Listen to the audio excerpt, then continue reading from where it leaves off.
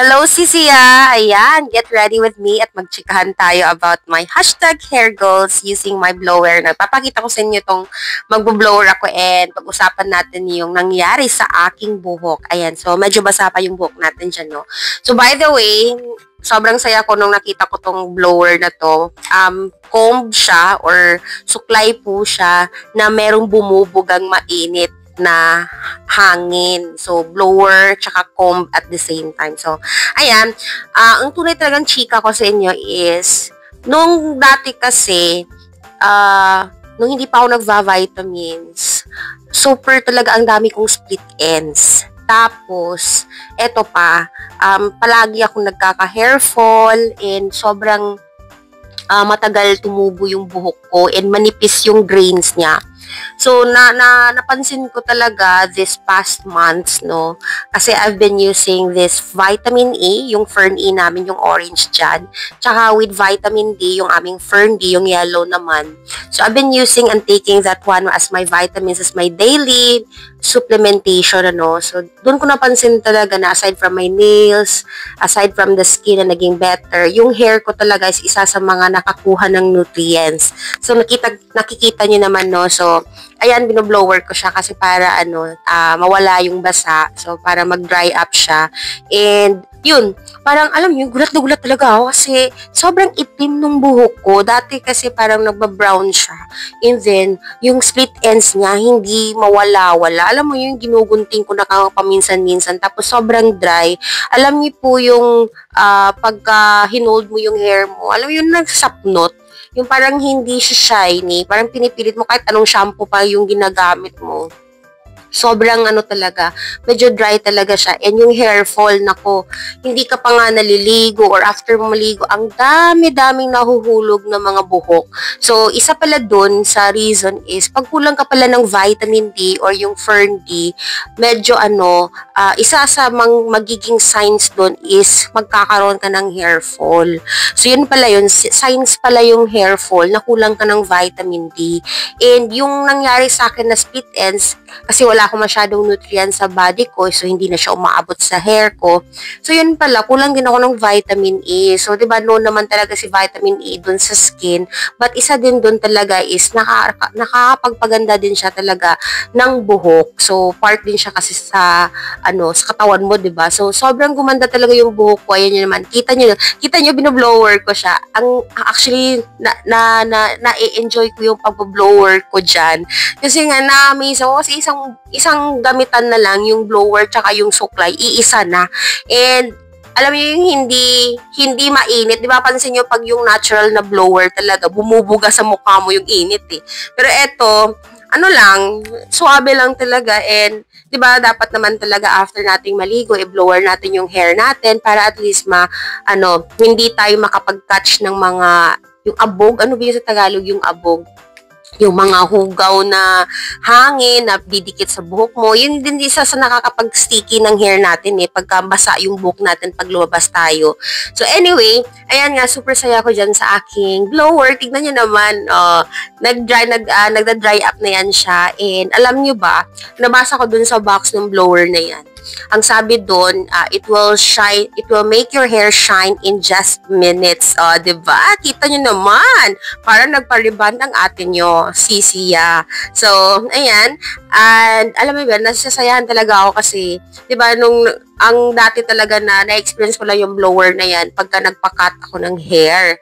So, balik tayo dun sa usapan na hair goals. So, ikaw yung tao na medyo nagkakaproblema sa buhok mo. Medyo, alam mo yun, yung manipis yung hair mo, matagal tumubo, katulad nung dati sa akin. Tapos, ang dami pang split ends, parang patay pa. Kahit anong shampoo na gawin mo, nagpa-Brazilian ka na, ano pang ginagawa mo, still, nagbabak siya doon sa pagiging dry pa din.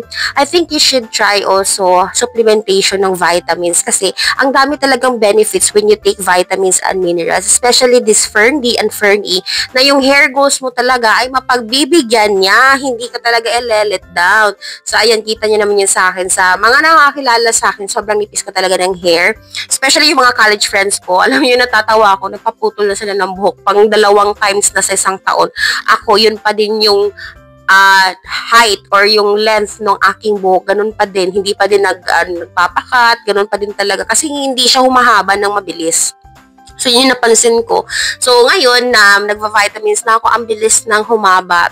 Plus, syempre healthy yung hair mo. Ayan, kita niyo naman, so, sobrang happy si Sisiya ninyo. So, anyway, yan lang. Kung gusto niyo talaga maging healthy yung hair niyo, try niyo mag-supplementation. Try our Fernie and Fernie. And of course, i-highlight ko na lang din yung aming blower. Kita niyo naman yung blower namin. Napakaganda. By the way, sobrang mura lang ng blower na yan. Yung foam blower na yan.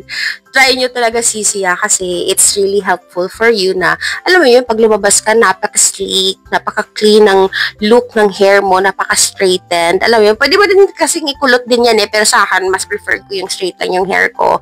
Ganyan, gusto ko yung clean look lang. And, ayan, may ipapakita pa ako sa inyo kasi may baby hairs ako and may mga standing ovations ng mga hairs ko. So, ayan yung Ochil Hair Sticks Wax or Hair Wax Stick na ilalagay ko lang siya ng konti para at least maging sleek yung aking hair na hindi maglalabasan or magpapapansin yung mga baby hairs ko. Kasi gusto ko talaga yung clean look talaga. Kasi 'di ba maganda talaga pagka alam mo yun yung parang clean ka tignan na parang hindi magulo yung mukha mo. Kasi 'di ba pag titignan ka ng tao, pag magulo yung mukha mo, parang ang gulo din ng buhay mo.